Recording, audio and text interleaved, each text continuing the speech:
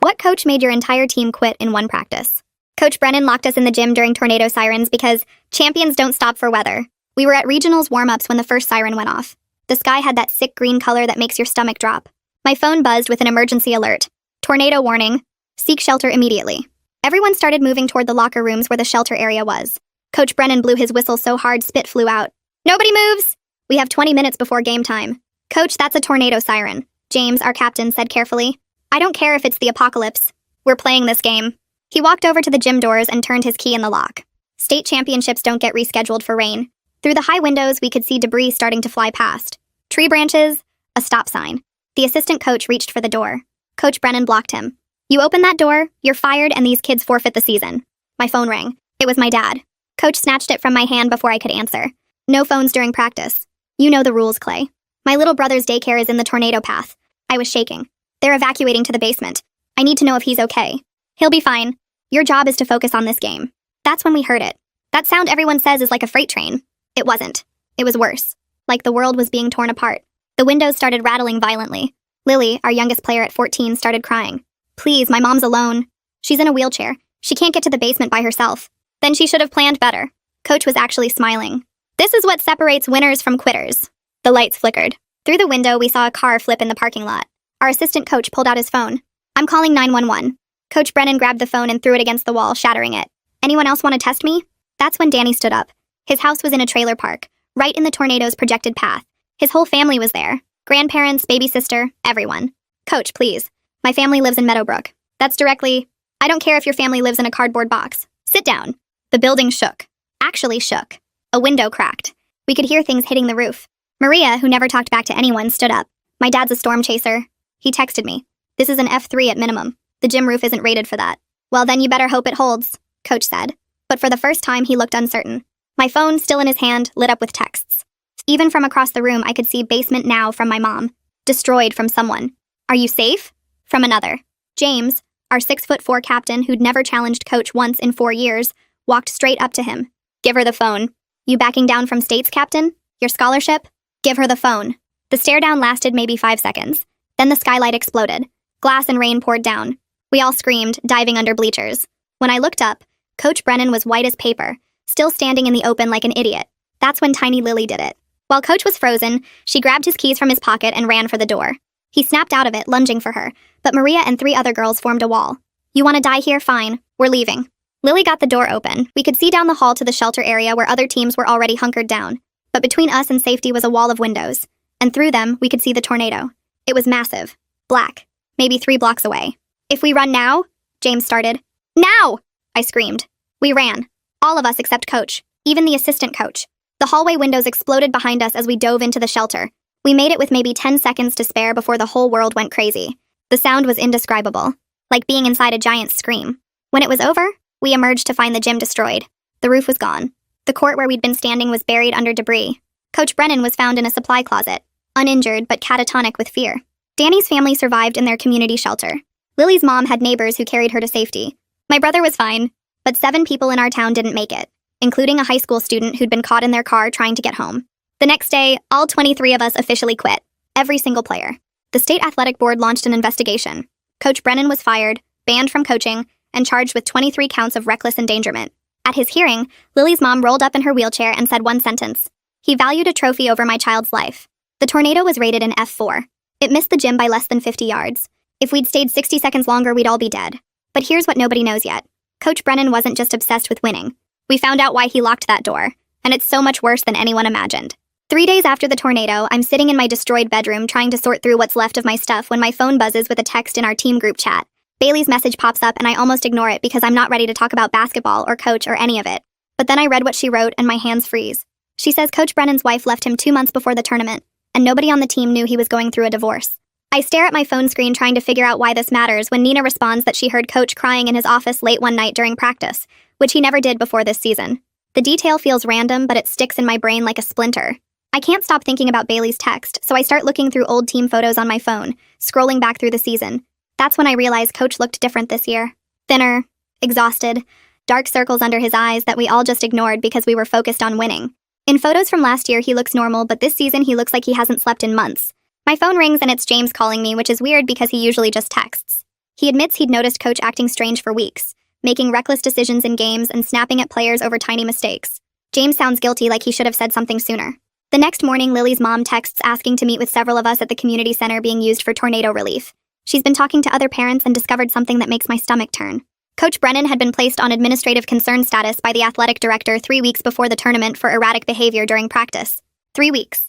They knew something was wrong and let him keep coaching us anyway. We gather at the community center, and it's me, James, Lily, Danny, Maria, Bailey, and Nina, sitting in folding chairs while Lily's mom pulls up emails on her laptop. She obtained them through a parent records request, and they're brutal to read. Coach had been warned twice about inappropriate intensity with players, including one incident where he made a freshman run sprints until she vomited. The emails use careful language like concerning behavior and requires monitoring, but what they really mean is this guy is losing it and we're watching him fall apart. Danny suggests we talk to the assistant coach who's been avoiding everyone since the incident. We find him at his apartment in the part of town that didn't get hit by the tornado. He won't open the door at first, but after an hour of us standing in the hallway, he finally lets us in. His apartment smells like old pizza, and he looks terrible. After more convincing, he finally admits that Coach Brennan had become obsessed with winning state after losing his previous job at another school under mysterious circumstances. The assistant coach tells us Coach had been fired from his last position 3 years ago, but won't say why, just that it was handled quietly, and the school gave him a neutral reference to avoid legal problems. He looks genuinely guilty as he explains he should have reported Coach's behavior, but was afraid of losing his own job. I'm walking out of the apartment building when a woman approaches me in the parking lot. She introduces herself as Faith Wyatt, a local journalist covering the tornado aftermath, and says she's been investigating Coach Brennan's background for a separate story. She's discovered he was fired from 2 previous coaching positions, not just one, and both terminations were sealed with non-disclosure agreements. Faith shares copies of public records she printed out showing Coach Brennan had been coaching for 15 years at 4 different schools, never staying longer than 3 years anywhere. Each departure was listed as mutual agreement or pursuing other opportunities, which Faith says is code for forced resignation. I convince Faith to let our team help with the investigation, since we're the ones who nearly died, and she agrees to share what she finds if we share our discoveries. We split up assignments right there in the parking lot. Bailey and Nina will talk to former players, Danny will research the school's athletic records, and I'll try to access Coach's personal office before it's cleaned out. 2 days later, I sneak into the temporary athletic offices set up in the undamaged elementary school with James as lookout. Coach's boxes are sitting there in the hallway waiting to be shipped to him, and I find a folder labeled Performance Reviews that he apparently kept copies of despite being told to destroy them. The first review I open is from 8 years ago at Lincoln High. The words jump out at me. Coach Brennan displays concerning inability to accept loss and disproportionate emotional investment in student outcomes. I flip through more pages. Every school wrote basically the same thing. At Roosevelt Academy, someone noted he became increasingly aggressive during tournament play. At Westfield Prep, they wrote unstable behavior when facing elimination scenarios. The pattern is right there in black and white, and every single school saw it but just passed him along to the next place. I take photos of every page with my phone before James hisses that someone's coming down the hall. We shove everything back in the boxes and slip out through the side door. That night, Bailey texts the group chat that she and Nina found 3 former players through social media. All 3 girls describe the same experience of Coach losing control during big games. One of them, Melanie Sutton, actually agrees to talk to us on video chat. We set it up for the next evening, and I can barely sleep thinking about what she might tell us. When we finally get on the call, Melanie looks older than she probably is, like someone who's been through something bad. She doesn't waste time with small talk. 6 years ago, her team was playing in the state championship game and losing badly at halftime. Coach Brennan locked them in the locker room and wouldn't let anyone leave. He stood in front of the door and told them they couldn't come out until they committed to winning. Her voice shakes a little when she describes how they could hear the second half starting without them, how parents were banging on the door, how Coach just kept saying they were quitters who didn't deserve to play. Finally, some of the bigger girls on the team literally broke down the door. The school covered the whole thing up because they were scared of bad publicity. Melanie quit basketball that day and never played again. After we hang up, nobody says anything for a long time. Danny breaks the silence by sharing what he found while digging through old sports records online. Coach's teams always had amazing regular season records like 20 wins and 2 losses, stuff like that. But then tournament time would come and they'd fall apart. In 15 years of coaching, he made it to state finals 4 times and lost every single time. The losses got worse each time too. The first final, they lost by 3 points. The last one before our school, they lost by 30. It's like the pressure kept building and he kept getting more desperate. We're sitting at Maria's house the next day comparing all our notes when her dad walks through the living room. He's this big guy with a weather service jacket, and he stops when he sees us surrounded by papers and laptops. He asks what we're working on. Maria tries to brush him off, but he keeps pushing. So finally she tells him we're trying to understand why Coach did what he did. Her dad goes completely quiet. His face changes. Then he sits down and tells us something that makes the whole room freeze. He was at the regional tournament that day as a volunteer weather spotter. He personally warned Coach about the tornado 30 minutes before the sirens even went off. I feel sick to my stomach. Maria's dad pulls out his phone and shows us the text messages he sent Coach. There are radar images showing this massive red and purple blob heading straight for the tournament venue. The messages say things like violent tornado forming and immediate evacuation recommended, and this is extremely dangerous. The timestamps show he sent them at 2:47 in the afternoon. The receipts show Coach read them. Read at 2:47. But he never responded, never took any action, just read the warnings and decided to ignore them. James punches Maria's wall and immediately starts apologizing. But we all get it. We're all feeling the same thing. This wasn't Coach panicking in the moment or making a split-second bad choice. He had 30 minutes of advance warning. He could have evacuated us safely, calmly, with plenty of time. Instead, he made a choice. A calculated choice to risk our lives rather than forfeit the game. That night, Faith calls me. She sounds excited, but also kind of scared. She found someone at Coach's previous school who gave her information about his daughter. Apparently, she was 17, and a star player on a team he coached 10 years ago. She quit basketball her senior year right after a terrible state championship loss. The source won't say more without legal protection, but they hint there's a bigger story there. Something about why she quit. I can't sleep. I keep thinking about Coach having a daughter who played for him. What that must have been like. Around 2 in the morning, I give up on sleeping and start searching social media. It takes forever, but I finally find her profile. Her bio says, former athlete. Some things aren't worth it. I scroll through her photos. The ones from 10 years ago show this girl who looks empty somehow, like someone took something important from her. But the recent photos show someone different. Happier. Like she finally got away from whatever was hurting her. The next day, Bailey says maybe we should stop. Maybe we're getting too deep into this and should just let the criminal case handle it. But Lily argues back. She says we deserve to understand why someone we trusted nearly killed us. The team is splitting. Half of us want to keep digging for answers. The other half just want to move on and forget it ever happened. Nobody's really wrong. We're just processing this differently. The school announces the meeting through a mass email 2 days later. Christopher Lane wants all team members and parents at the community center Thursday night to discuss moving forward. The email uses words like healing and support and resources, but nothing about accountability or investigation. My mom reads it at breakfast and her jaw gets tight. She knows what I know. They're trying to control the narrative before we can. Thursday arrives and the community center parking lot is packed. Inside, they've set up rows of folding chairs facing a table where Christopher sits with the school superintendent and 2 school board members. Grief counselors stand along the back wall holding pamphlets. The whole setup feels staged, like they practiced how to look concerned without actually being concerned. Christopher starts talking about trauma and recovery and the importance of community healing. He mentions counseling services available through the school. He talks about how Coach's actions don't reflect the values of our athletic program. But when Lily's mom raises her hand and asks what the school knew about Coach's history before hiring him, Christopher's face does this weird thing where his smile stays, but his eyes go flat. He says all standard hiring procedures were followed, and they're conducting an internal review. Lily's mom tries to follow up, but he moves to the next question before she can speak again. James's dad asks if the school verified Coach's references from previous positions. Christopher says yes, absolutely. All references checked out satisfactorily. But his hand shakes slightly when he reaches for his water glass, and I notice he won't make eye contact with anyone in the front row. The meeting continues like that for 40 minutes with Christopher deflecting every real question behind walls of corporate language and vague promises of review processes. When he finally ends the meeting, half the parents are visibly angry, and the other half look confused about why they bothered coming. I wait until most people leave before approaching Christopher at the table where he's gathering papers. My mom stays back but watches from 10 feet away. I ask him directly why he hired someone who'd been fired from 2 previous schools. Christopher stops organizing papers and looks at me with this expression that's trying to be sympathetic, but mostly seems annoyed. He tells me that's not accurate information, and I shouldn't believe everything I hear. I mention that Faith found public records showing the terminations. His face changes then, going from annoyed to something harder. He says those were mutual departures, not firings, and all his references checked out perfectly fine. But his voice has this edge now that wasn't there before. I push harder and ask if he actually called the references or just accepted written letters. Christopher's neck gets red and he starts saying something about proper procedures and legal requirements. But he's talking faster now and his hands are moving too much. My mom steps closer and asks to see the reference letters. Christopher says those are personnel documents and not available to the public. The way he says it sounds final, like he's been waiting to use that line. But watching his face, the way his eyes keep darting to the door like he wants to escape, I know he's lying about how much he actually investigated before hiring Coach. He knew something was wrong and hired him anyway, because winning teams look good for athletic directors who want to move up to bigger schools. Nina finds me in the parking lot after and says her mom wants to help. Nina's mom works as a paralegal at a law firm downtown, and she knows how to file Freedom of Information requests for public documents. She explains we can request Coach's hiring documents, his personnel file, and any complaints filed against him through the school district. It'll take weeks to get responses because government agencies always drag their feet on these things, but it's official action, and they have to respond eventually. We drive to Nina's house, and her mom has forms already printed out. She helps us fill in the specific document requests, being careful about the legal language so the school can't reject them on technicalities. We request all employment applications, reference letters, background checks, personnel evaluations, and any disciplinary records for Coach from the past 3 years. We also request all communications between Christopher and Coach's previous employers. Nina's mom makes copies of everything, and we mail them certified mail so there's proof of delivery. She warns us that the school will probably redact a lot of information claiming privacy exemptions, but even redacted documents can tell us something by what they choose to hide.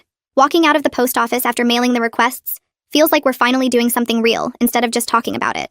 2 days later, I get an email from Melanie. The subject line just says, "If this helps," and there's a PDF attached. I open it and start reading, and my stomach drops. It's 10 pages of detailed incidents from Coach's time at her school. Melanie documented everything with dates and witnesses.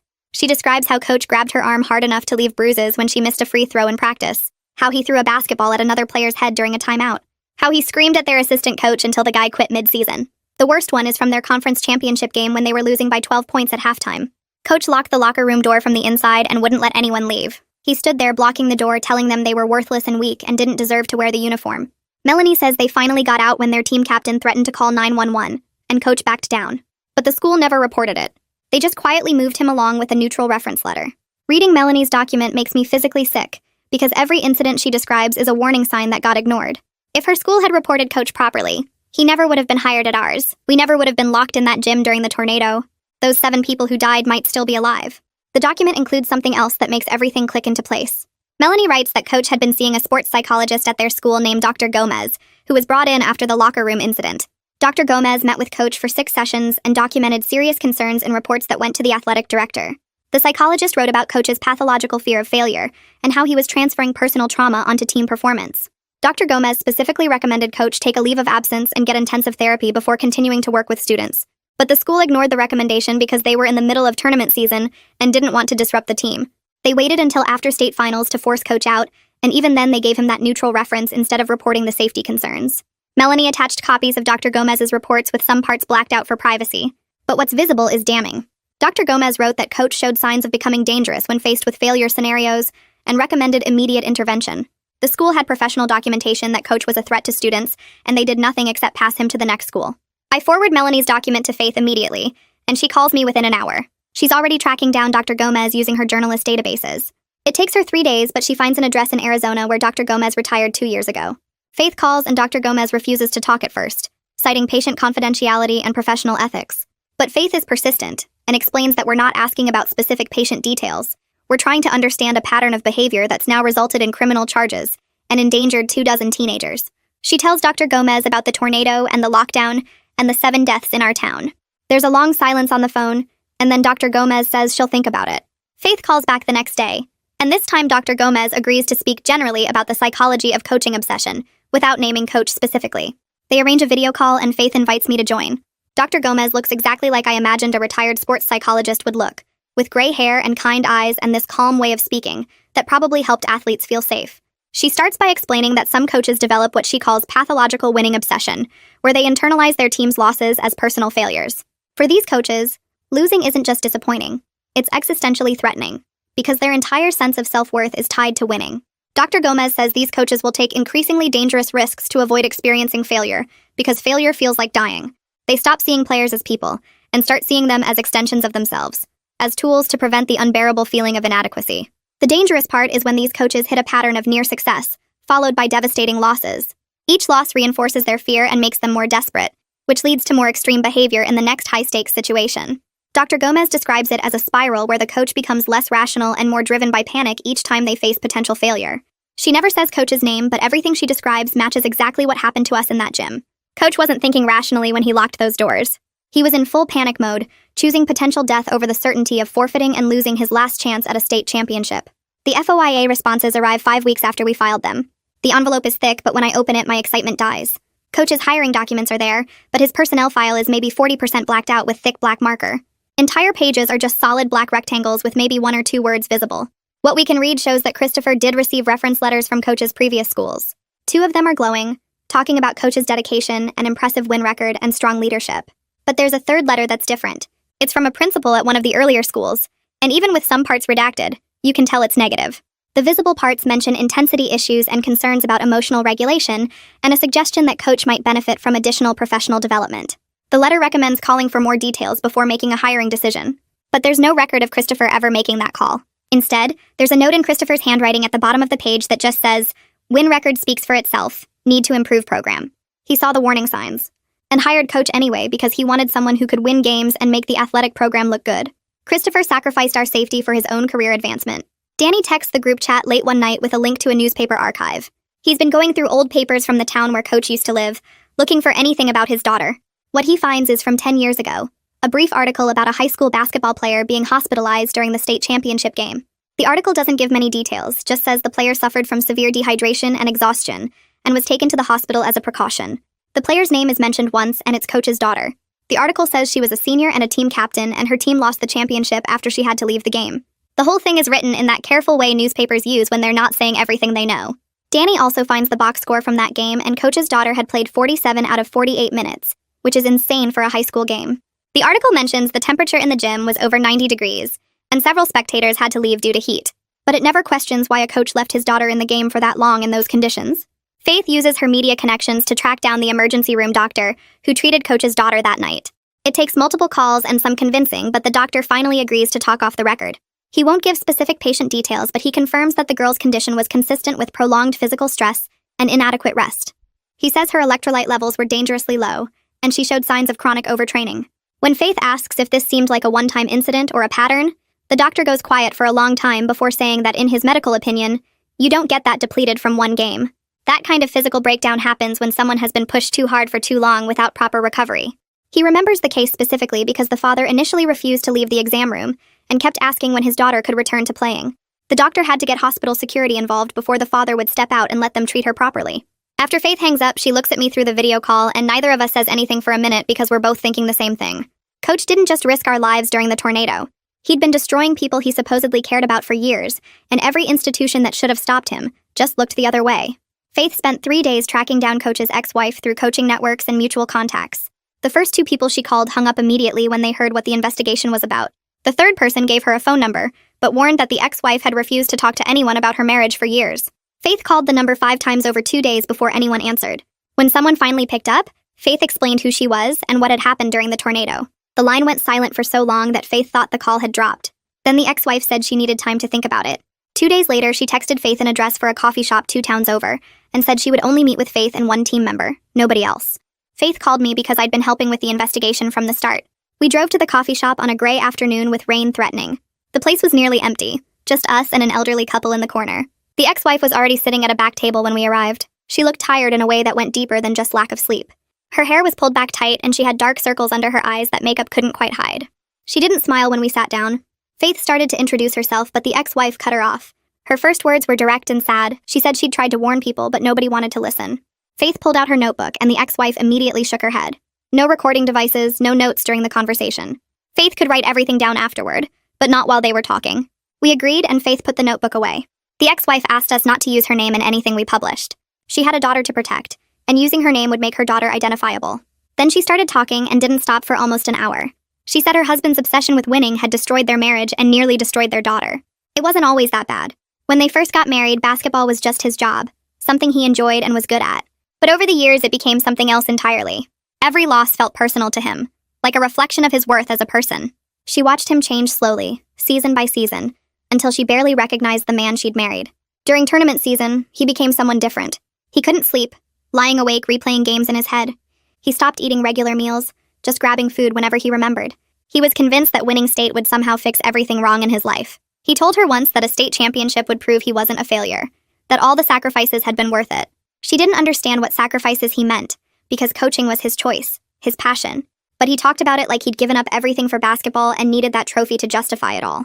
The ex-wife's voice got quieter when she started talking about their daughter. She took a sip of her coffee and her hand shook slightly. Their daughter had been a talented player. Really talented. Coach started training her separately at home when she was in middle school. Extra drills in the driveway before school. Weekend practices that lasted hours. The ex-wife thought it was good at first. A father and daughter bonding over a shared interest. But by the time their daughter reached high school, it had become something darker. Coach was running additional practices before dawn, making their daughter wake up at 5 in the morning to train before school started. He gave her caffeine pills to boost her performance during games. The ex-wife found the pills in their daughter's gym bag and confronted him. He said every serious athlete used them, that it was normal. She knew it wasn't normal. She knew he was pushing their daughter too hard, but she didn't know how to stop him without destroying their family. The breaking point came during the state championship game 10 years ago. Their daughter had been playing incredible basketball all season. The team made it to the finals and everyone was excited. But during the championship game, something went wrong. It was hot in the gym, over 90 degrees. Their daughter had been playing almost the entire game without rest. The ex-wife was sitting in the stands watching, and she could see her daughter struggling. She looked pale and unsteady on her feet. The ex-wife wanted to go down and tell Coach to take her out, but other parents said she was being overprotective, that their daughter was fine. Then their daughter collapsed on the court, just fell down mid-play and didn't get up. The ex-wife ran down from the stands. Paramedics were already there, checking their daughter's vital signs. She was conscious but confused, not sure where she was. The paramedics said she needed to go to the hospital immediately. That's when Coach did something the ex-wife would never forgive. He told the paramedics to wait. He said their daughter could push through it, that she just needed water and a few minutes rest. He actually argued with the paramedics while their daughter was lying on the floor. The ex-wife had to physically push him aside and tell the paramedics to take her daughter to the hospital. At the emergency room, doctors said their daughter was severely dehydrated, and her electrolyte levels were dangerous. She showed signs of chronic overtraining and physical stress that had been building for months. The doctor told them that this kind of breakdown didn't happen from one game. It happened when someone had been pushed too hard for too long without proper recovery. The ex-wife sat in that hospital room watching her daughter sleep with an IV in her arm, and she realized her husband was dangerous. He had chosen basketball over their daughter's health. He had valued winning more than their child's safety. She filed for divorce 3 months later. The custody battle was ugly. Coach threatened to fight for full custody if she told anyone the real reason for the divorce. She couldn't risk losing her daughter completely, so she stayed quiet about the details. The divorce papers just said irreconcilable differences. She got primary custody, and Coach got supervised visitation that he rarely used. I asked why she'd left him 2 months before our tournament if they'd been divorced for years. The ex-wife started crying then, quiet tears that she wiped away quickly. She said she'd heard through coaching networks that he was becoming unstable again. Other coaches were talking about his behavior at games, the way he screamed at referees and his own players. Someone told her he'd been placed on administrative concern status at our school. She tried to reach out to him, tried to convince him to quit coaching before he hurt someone. They met for coffee and she told him he needed help, that he was heading toward another breakdown. He refused to listen. He told her this was his last chance to prove he wasn't a failure. Those were his exact words. Last chance. He said if he didn't win state this year, his entire career would have been for nothing. All the years of coaching, all the losses, all the sacrifices would be meaningless without that championship trophy. She tried to explain that his worth as a person wasn't tied to a basketball trophy, but he couldn't hear it.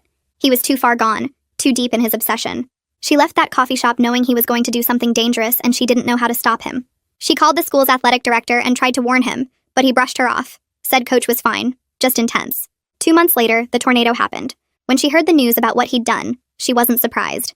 She was horrified, but not surprised. She knew he'd been heading toward something like this for years, and everyone had just looked the other way. Faith and I sat there processing everything the ex-wife had told us. The revelation that Coach knew this was his last chance reframed everything we thought we understood. He wasn't just obsessed with winning in some abstract way. He was desperate to avoid facing the reality that his entire identity was built on something he couldn't achieve. The tornado lockdown wasn't about championship glory or pushing through adversity. It was about a man so scared of failure that he chose potential death over certain loss. He would rather risk killing 23 teenagers than face another tournament elimination. That level of desperation was somehow more disturbing than simple obsession. We thanked the ex-wife for meeting with us, and she made us promise one more time not to use her name. Then she left, and Faith and I sat in that coffee shop for another hour going over everything she'd said. Faith had been taking mental notes the whole time, and now she filled her notebook with every detail she could remember. 3 weeks after the tornado, Faith published her investigation. The article was long and detailed, laying out Coach's entire history across 4 schools.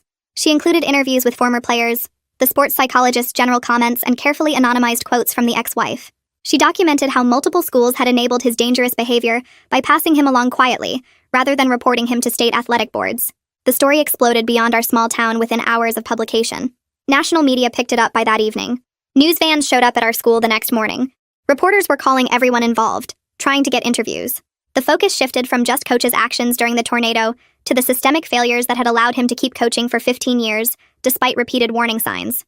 Major sports networks ran segments about the culture of enabling in high school athletics.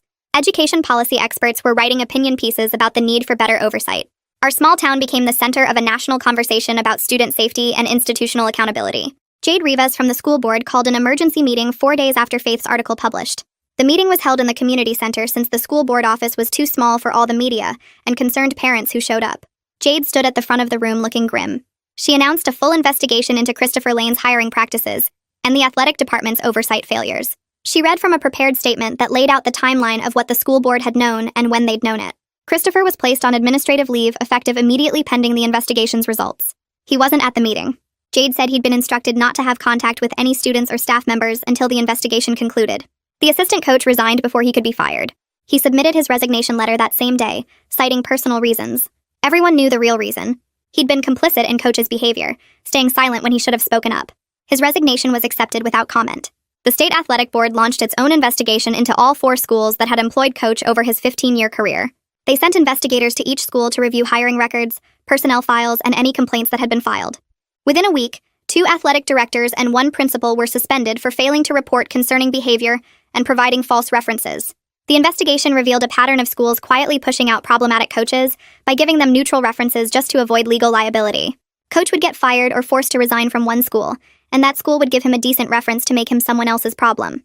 Nobody wanted to deal with the fallout of officially reporting misconduct, so they just passed him along. It was easier to let him become another school's liability than to do the right thing and flag him in the system. Each school probably thought they were handling an isolated incident, not realizing they were part of a pattern that would eventually put kids in danger. A lawyer named Aditya Schwartz contacted our team a week after the state investigation was announced. He specialized in institutional liability cases and had been following our story in the news. He called me first because my name had been in several articles as one of the team members helping with the investigation. He explained that he wanted to represent our team pro bono in a potential lawsuit against the school district. He said the pattern of enabling Coach's behavior despite known risks created clear grounds for negligence claims. The school district had hired someone with red flags in his history, failed to properly supervise him, ignored warnings about his behavior, and that failure had put us in life-threatening danger. He thought we had a strong case not just against Coach personally, but against the institutional systems that had allowed him to keep coaching. He wanted to meet with our whole team and our parents to discuss the possibility of legal action. I told him I needed to talk to everyone first and get back to him. That night, I sent a message to our group chat explaining what Aditya had said. The responses were mixed. Some families wanted to pursue it, seeing it as a way to force real change and get compensation for therapy costs. Other families were hesitant, worried about the stress of a lawsuit and more publicity. We needed to meet in person and actually discuss this as a team before making any decisions. We scheduled the meeting for Saturday afternoon at Maria's house since her parents had a big basement that could fit everyone. 20 families showed up, which meant most of the team and Aditya came to explain the legal process. He set up a laptop with a presentation but kept it simple, walking us through what a lawsuit would actually mean. The school district had insurance that covered liability claims, and our case was strong because of the pattern of negligence Christopher Lane and the other schools had shown. Some parents started asking questions immediately about how long it would take and whether we'd have to testify, and Aditya answered each one carefully, never making promises he couldn't keep. Then Lily's mom rolled forward in her wheelchair, and everyone got quiet because she didn't usually speak up in big groups. She said hitting the insurance company was the only language the school board understood, that they'd already moved on from what happened to us, and nothing would change unless we forced them to pay attention through their wallets. Her voice shook a little, but she didn't back down, explaining that therapy for Lily was costing hundreds of dollars every week, and their insurance only covered part of it, and other families were probably in the same situation. A few parents nodded, and I could see my mom gripping my dad's hand tight. Then Danny stood up, and the room went even quieter because he'd been so silent through all the previous meetings. He told everyone that his family's trailer was completely destroyed in the tornado, that they'd lost everything except what they were wearing that day. They were staying with his aunt in a 2-bedroom apartment, all 7 of them crammed in there, and his little sister had to sleep on the couch. His grandparents were too old to be living like that, and his mom was working double shifts to try to save money for a new place, but it wasn't enough. He said he needed the settlement money not for therapy or justice, but just to have a home again, and suddenly the lawsuit wasn't abstract anymore. It was about Danny's baby sister sleeping on a couch, and his grandparents sharing a bedroom with his parents. Nobody said anything for a long minute, and then Aditya suggested we take a vote on whether to move forward as a group. He explained that families could opt in or opt out individually, but having everyone together would make the case stronger, and the settlement potentially larger. We did a show of hands, and 17 families voted yes, while 3 voted no. The 3 who opted out were families whose kids hadn't been as involved in the investigation, parents who looked exhausted and said they just couldn't handle more stress or media attention. I understood, but I also felt something crack in our team unity, like we were splitting into those who wanted to fight and those who wanted to forget. The families who opted out left pretty quickly after the vote, and the rest of us stayed to sign initial paperwork with Aditya. 2 days later, the prosecutor handling Coach Brennan's criminal case called me directly, which was weird because she usually went through my parents. She said she wanted to give us a heads up before it hit the news that Coach's defense team was arguing diminished capacity due to mental health crisis. They had evidence that he'd been suffering from severe depression and untreated anxiety for years, and they were pushing for psychiatric treatment instead of jail time. She sounded frustrated, like she thought the defense might actually work, and she wanted us to be prepared for the possibility that Coach might not go to prison at all. I told the team in our group chat, and the responses came fast and angry. Some people were actually relieved, saying it proved Coach wasn't evil, just sick, while others were furious that mental illness was used as an excuse for nearly killing us. Maria wrote a long message about how her uncle had depression, and he never locked anyone in a building during a tornado. So being mentally ill didn't mean you got a free pass for endangering kids. James said he didn't care what Coach's diagnosis was. Actions had consequences regardless of mental state. I sat there reading the messages pile up and realized I felt both things at once. Angry that Coach had put us in danger, but also sad that he'd been suffering and nobody had helped him before it got this bad. The contradiction made my head hurt. I had a therapy appointment with Cecilia Morrow the next day, and I brought up the mental health defense immediately. She listened to me talk for 10 minutes straight about feeling confused and guilty for having sympathy for Coach, and then she said something that helped. She explained that understanding why someone hurt you doesn't mean forgiving them or excusing what they did, and I could hold both truths at the same time without it being contradictory. Coach was suffering, and Coach nearly killed us, and both things were real and valid. She said trauma responses weren't logical, and I didn't have to figure out the right way to feel about him because there wasn't one. I left her office feeling slightly less tangled up inside, but still carrying this heavy weight of complicated emotions I didn't know what to do with. Bailey stopped showing up to our team meetings after that, and she quit responding in the group chat too. After a week of silence, I drove to her house and knocked until her mom answered. Bailey was in her room and didn't want to come out, but her mom convinced her to at least talk to me at the door. She looked terrible. Dark circles under her eyes and her hair unwashed, and she admitted she'd been having panic attacks multiple times a day. Every time her phone buzzed with a news alert or group chat message, her chest got tight and she couldn't breathe. She said she was done with the investigation and the lawsuit and all of it. She just wanted to forget the tornado happened and move on with her life. I tried to tell her we needed her, but she shook her head and said needing answers wasn't the same as being able to handle finding them, and she'd reached her limit. Her mom put a hand on her shoulder and gave me a look that said I should leave, so I did. Driving home, I started wondering if Bailey was right, if maybe I was forcing everyone to relive trauma over and over in the name of finding truth. Some people heal by understanding what happened, and some people heal by creating distance from it, and maybe there wasn't one right way to deal with what Coach did to us. James called me that night and asked if we could talk, his voice sounding rough and tired. We met at the park near school, sitting on swings in the dark like we were kids again. He told me he'd been having nightmares every night since the tornado, always the same dream where he was back in the gym. And Coach was locking the door, but this time James couldn't move or speak, just stood there frozen while the tornado got closer. He said he felt guilty that he didn't confront Coach sooner, before we were locked in, that maybe if he'd stood up to Coach's behavior during regular practices, we never would have been in that situation. I reminded him that he saved our lives by standing up when he did, that grabbing my phone back from Coach and forcing the confrontation was the reason we got out in time. But he just shook his head and said he should have seen the warning signs earlier. All those times Coach got too intense or pushed us too hard, and he'd ignored it because he wanted his scholarship and didn't want to rock the boat. I didn't know what to say to make him feel better because part of me understood the guilt. We'd all seen signs and ignored them. Nina texted the group chat late that night with something she'd found while going through old social media posts. Coach Brennan's daughter had posted something 5 years ago on the anniversary of her hospitalization, and Nina had screenshot it. The post said, "Some people never learn that their dreams aren't worth other people's lives," and she'd tagged her father in it, but he'd never responded to it, or acknowledged it at all. The post was still up, public for anyone to see, and it felt like she'd been trying to warn people about him for years, but nobody had listened. I stared at those words on my phone screen, this message from a girl I'd never met who'd survived her own version of what we went through, and I felt this connection to her across time and distance, both of us damaged by the same man's inability to let go of winning. I spent 2 hours that night trying to figure out how to word a message to Coach's daughter. Every draft sounded wrong, either too formal or too casual, too demanding or too weak. Finally, I just wrote what was true. I told her I was on the team Coach locked in the gym during the tornado, that we were trying to understand what happened, and that her old post made me realize she'd been warning people about him for years. I hit send before I could overthink it more. She didn't respond that day, or the next day. By the third day, I figured she'd decided to ignore me, which I couldn't blame her for. Then my phone buzzed with a message from her account. Just one sentence. My father loved basketball more than he loved me, and he almost killed me trying to prove he was good enough.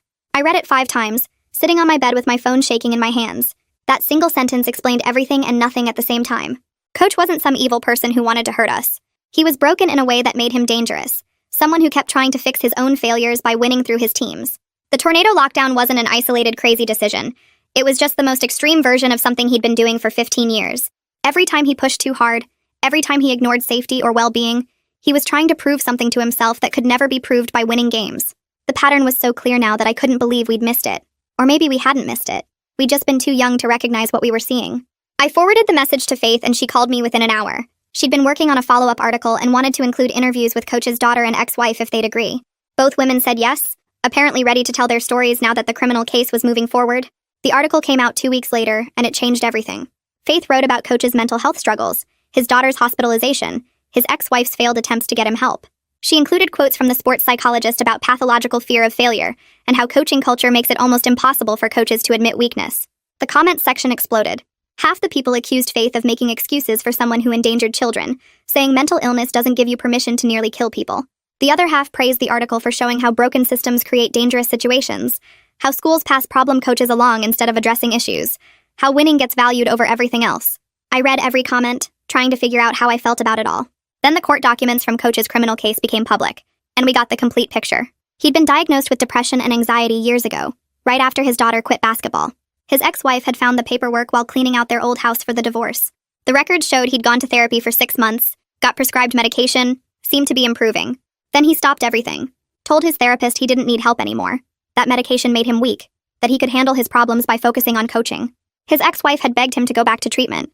His previous schools had suggested counseling when his behavior got concerning. He refused every single time, convinced he could win his way out of his problems, that one state championship would prove he wasn't a failure and everything would be fine. Reading those documents made me so angry, but not at Coach anymore. I was angry at Lincoln High for hiring him without checking his history properly. Angry at his previous schools for giving him good references instead of honest ones. Angry at the coaching culture that made him think asking for help was weakness. Angry at every athletic director who saw warning signs and ignored them because his teams won games. My rage had been focused on one man who locked us in a gym, but now it spread out to include everyone who made that moment possible.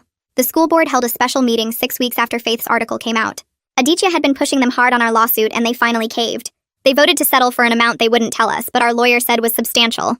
More important, they passed new policies requiring mental health screenings for all coaches, mandatory reporting of concerning behavior to the state athletic board, and independent oversight of athletic departments. Jade stood up during the meeting and apologized directly to our team for the institutional failures that put us in danger. It felt like progress, but also kind of empty compared to what we'd been through. No amount of policy changes could undo the fact that we'd almost died. Coach's criminal trial wrapped up 2 months after the tornado. His lawyers worked out a plea deal, 2 years in prison followed by 5 years probation. He'd have to do mandatory mental health treatment and could never coach again or work with kids in any capacity. The judge read a long statement at the sentencing hearing about how mental illness explains behavior but doesn't excuse it, how Coach had responsibility for his choices even while struggling. I went to the sentencing with James, Danny, Maria, and Lily. We sat in the back of the courtroom and watched Coach shuffle in wearing an orange jumpsuit. He looked nothing like the intimidating figure who used to make us run sprints until we puked. He was thin and gray and looked about 20 years older than he actually was. When the judge asked if he wanted to speak, he stood up and started crying. He apologized to us, to his daughter, to everyone he'd hurt, said he knew sorry wasn't enough, but he wanted us to know he understood what he'd done. His voice cracked and broke and he could barely get the words out. I sat there listening and feeling absolutely nothing. His apology was probably real, but it didn't matter because it couldn't undo anything. After the judge finished and they led Coach away, we stood in the hallway outside the courtroom waiting for our parents. That's when Lily's mom rolled up to Coach's ex-wife, who was standing alone by the windows. We all went quiet, watching. They talked for maybe 2 minutes, voices too low for us to hear. Then Lily's mom reached up from her wheelchair, and Coach's ex-wife bent down and they hugged. Just stood there holding each other while people walked past them. Later in the car, Lily told me what her mom said during that conversation. We're both mothers who couldn't protect our children from him. Somehow that shared experience, both having kids hurt by the same person in different ways, created understanding between them. 6 weeks after the sentencing, our whole team met at the community center to decide what happened next. All 23 of us in one room for the first time since the tornado. Christopher had been fired as athletic director, and the new one wanted to know if we planned to play next season. We talked for 2 hours about what basketball meant to us now, whether we could separate the sport from the trauma, whether staying together made sense. The vote was unanimous. We were done with competitive basketball, all of us. The sport was too tangled up with what Coach did, with the tornado, with everything that happened after. But we wanted to stay connected as people, as the group who survived something terrible together and came out the other side changed. The settlement checks arrived 6 weeks after the school board vote, and Danny texted me a photo of his family standing in front of a small brick house 2 towns over, outside the tornado zone.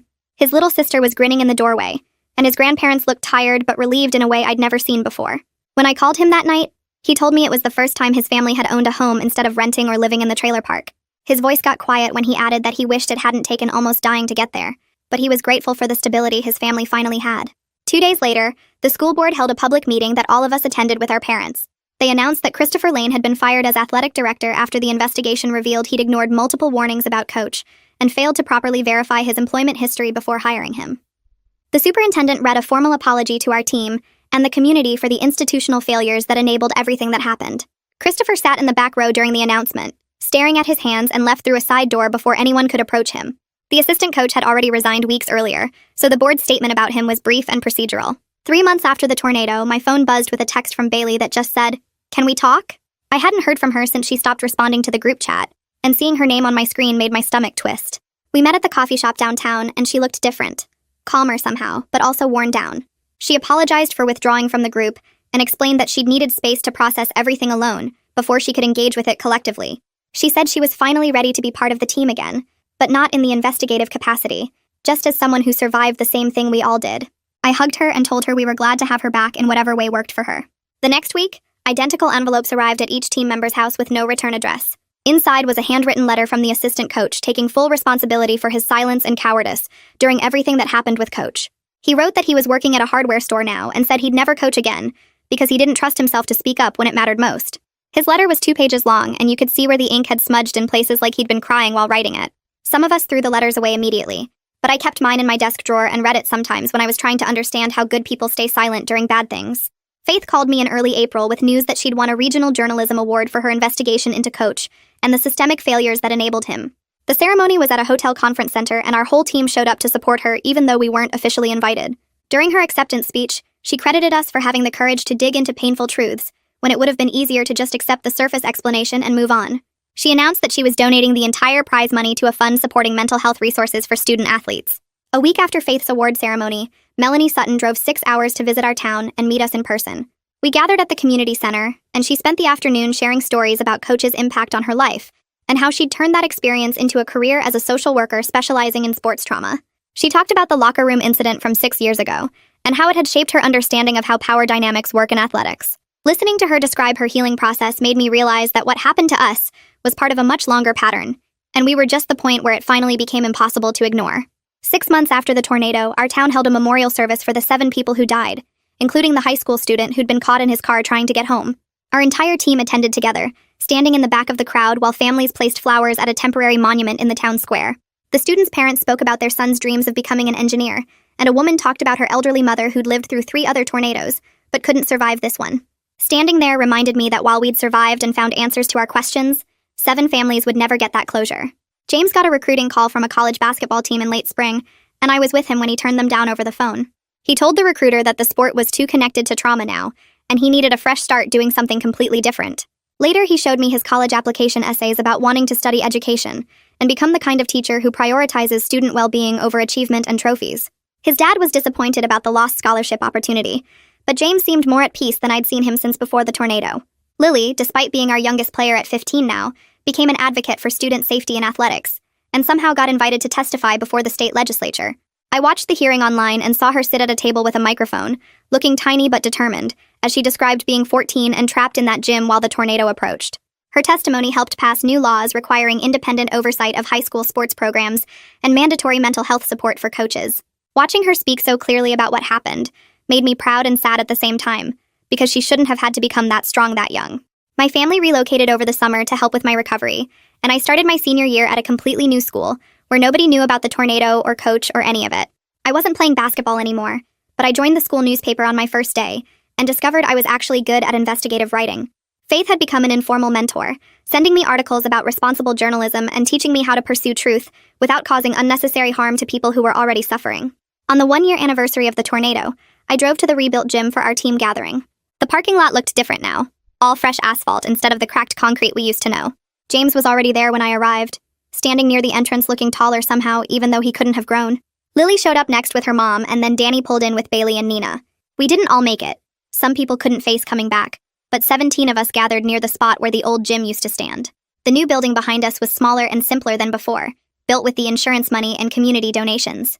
We'd brought a young oak tree in a burlap sack and shovels from Danny's truck. Nobody really knew how to plant a tree properly, but we figured it out together, taking turns digging in the hard spring ground while others held the sapling steady. The plaque we'd ordered together sat propped against the building, bronze letters that read, "For the courage to question authority, and the strength to survive its failures." Maria helped me position it near the base of the tree once we'd tamped down the soil and watered everything. Looking around at everyone, I could see how we'd all changed in different ways. James seemed calmer but sadder. Lily stood straighter but startled at loud noises. Danny smiled less but hugged people more. Some of us were doing better than others, but none of us were the same kids who ran from that gym. I've spent this whole year trying to understand what happened and why, and the truth is messier than I wanted it to be. Coach Brennan was a broken person who got enabled by broken systems, and knowing that doesn't make me less angry, but it does help me aim that anger at fixing things, instead of just staying stuck in what already happened.